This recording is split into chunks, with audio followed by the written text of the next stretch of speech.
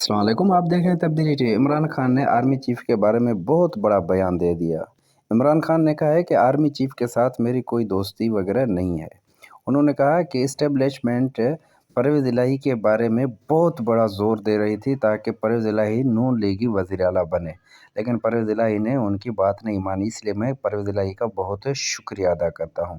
इसलिए मैंने परवेज़ इलाही को अपनी पार्टी में बुलाने के लिए और ज़म करने के लिए कहा है। इमरान खान ने कहा है कि ये हुक्मरान अप्रैल तक मजबूर हो जाएंगे इलेक्शन करवाने के लिए, क्योंकि अकाउंट में पैसा बिल्कुल नहीं है और इनसे मुल्क नहीं चलाया जा सकेगा और ये खुद ब खुद मजबूर हो जाएंगे अप्रैल में इलेक्शन करवाने के लिए।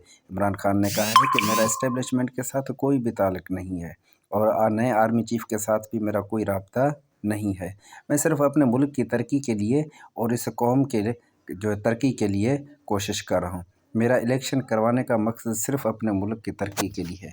मुल्क बिल्कुल ख़त्म होता जा रहा है, मुल्क कंगाल हो चुका है और कोई भी पैसे वगैरह नहीं है जिससे ये मुल्क मज़ीद आगे चल सकता है।